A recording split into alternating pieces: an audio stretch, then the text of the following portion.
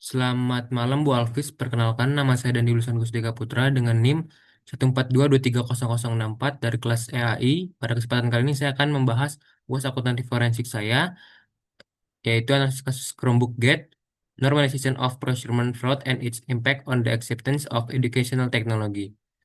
Baik, langsung saja saya mulai. Sebelumnya saya akan menjelaskan terlebih dahulu baik terkait ringkasan kasus Chromebook Gate ini. Kasus Chromebook Gate ini berawal dari program digitalisasi pendidikan yang dijalankan oleh Kemendikbudristek dengan anggaran sekitar 17 triliun, termasuk pengadaan sekitar 240 ribu unit Chromebook untuk sekolah-sekolah di Indonesia.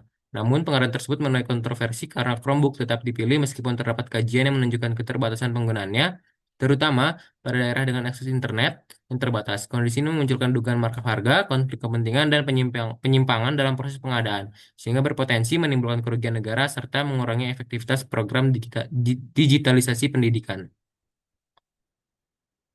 Selanjutnya, saya akan membahas soal nomor satu terkait digital forensik dan cybercrime management, legal and issues.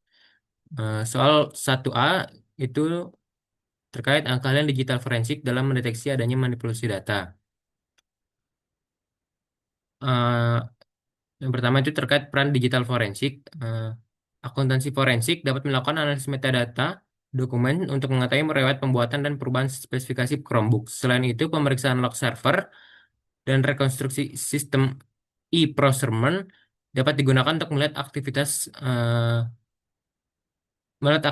pengguna selama proses pengadaan yang berlangsung. Kemudian juga investigator juga dapat memulihkan email atau recover email, data dokumen atau file yang telah dihapus untuk mencari bukti tambahan.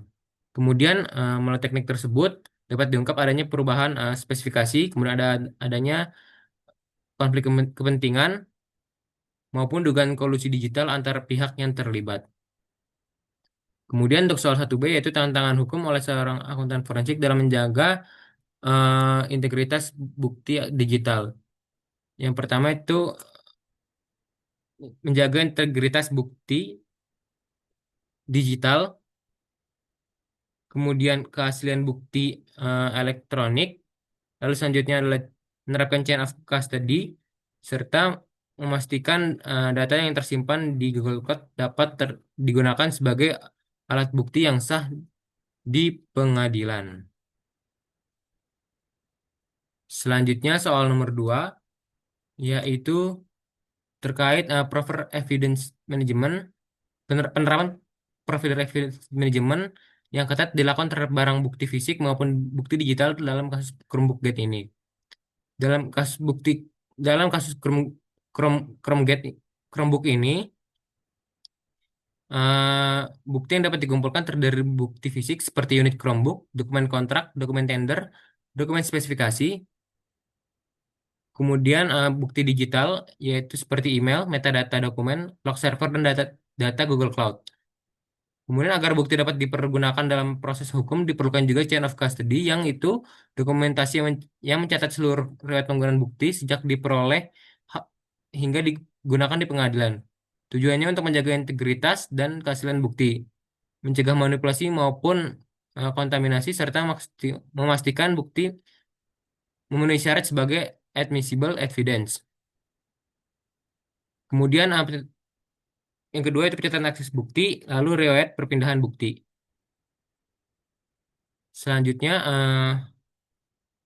soal nomor 3 yaitu terkait money laundering and transnational financial flows. Pada soal ketiga itu membahas kemungkinan terjadinya pencucian uang yang berasal dari dugaan penyimpangan pengadaan Chromebook. Yang, yang pertama yaitu potensi pencucian uang, dugaan markup harga pengadaan Chromebook. Lalu yang kedua, dugaan konflik kepentingan dalam pengambilan keputusan. Lalu yang ketiga, keuntungan ilegal yang diperoleh dari penyimpangan pengadaan. Kemudian dari proses tersebut terdiri dari 3 tahap yaitu placement, layering, dan integration. Di mana placement itu eh, dia dana Chromebook tersebut dan dari hasil kejahatan tersebut dimasukkan ke sistem keuangan. Kemudian pada layering dana dipindahkan melalui berbagai transaksi untuk menyamarkan asal usulnya. Lalu integration dana digunakan kembali dalam aktivitas yang terlihat legal. Untuk mengungkapnya, akuntansi forensik dapat menggunakan pendekatan follow the money dengan menelusuri aliran dana proyek Chromebook kemudian mengidentifikasi pihak yang menerima manfaat ekonomi dan mencari transaksi yang mencurigakan. Dengan pendekatan tersebut, investigator dapat mengetahui apakah terdapat upaya penyembunyian hasil tindak pidana melalui sistem keuangan. Selanjutnya, soal nomor 4 itu terkait dengan hit- hitung dan formulasi ekonomi damage berdasarkan data markup, anggaran, dan pemborosan atas ketidakbergunaan fungsional Chromebook. Berdasarkan pendekatan But for Analysis, harga pengadaan Chromebook itu sekitar 10 juta per unit, sedangkan harga pasar diperkirakan 5 juta per unit. Dengan jumlah pengadaan sekitar 240 ribu unit, potensi kerugian akibat markup itu mencapai 1,2 triliun. Selain itu, keterbatasan penggunaan Chromebook menyebabkan kerugian fungsional yang diperkirakan mencapai 6,8 triliun, sehingga dengan demikian total economic damage dalam Chromebook Gen ini diperkirakan sebesar 8 triliun.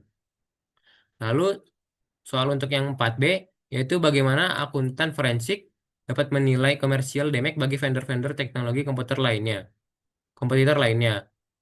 Vendor lain itu dapat kehilangan peluang memenangkan tender, lalu selanjutnya dapat kehilangan potensi laba atau loss profit, kemudian kehilangan peluang bisnis di masa yang akan datang. Dengan demikian, commercial damage dalam kasus ini tidak hanya berupa hilangnya kontrak, tetapi juga hilangnya peluang bisnis dan potensi pendapatan di masa yang akan datang. Selanjutnya, yaitu soal nomor 5 terkait litigation service provided by accountants. Yang pertama yaitu soal yang 5A yaitu terkait peran akuntansi forensik dalam bantu jaksa penuntut hukum. Itu melalui investigasi fraud, analisis bukti dan transaksi, kemudian perhitungan kerugian negara, serta penyusunan laporan ahli yang dapat digunakan dalam proses pembuktian. Kemudian perannya di pengadilan yaitu sebagai expert witness dapat bertindak memberikan pendapat profesional mengenai aspek keuangan dan akuntansi. Selain itu, akuntan forensik juga dapat berperan sebagai summary witness yang membantu menyederhanakan data dan transaksi yang kompleks agar lebih mudah dan dapat dimengerti oleh hakim. Kemudian agar hasil investigasi dan dapat dipercaya, akuntansi forensik ini juga harus menjaga independensi, objektivitas, dan integritas serta memiliki kompetensi profesional yang tercermin dalam kompetensi SKID, yaitu knowledge, skill, experience, education, dan training. Selanjutnya terkait kesimpulan dari kelima soal tadi yaitu kasus Chromebook Gate ini menunjukkan bahwa pendekatan akuntansi forensik dapat digunakan untuk menganalisis dugaan fraud dalam pengadaan barang dan jasa pemerintah secara komprehensif. Digital forensik ini membantu mengungkap indikasi manipulasi data dan kolusi digital, sedangkan proper evidence management memastikan bukti tetap autentik dan dapat digunakan dalam proses hukum. Kemudian dari perspektif money laundering, pendekatan follow the money ini dapat digunakan untuk menelusuri aliran dana dan mengidentifikasi pihak yang memperoleh manfaat ekonomi. Selain itu, kasus ini berpotensi menimbulkan economic damage sebesar 8 triliun serta commercial damage berupa hilangnya peluang bisnis dan potensi laba bagi vendor lain.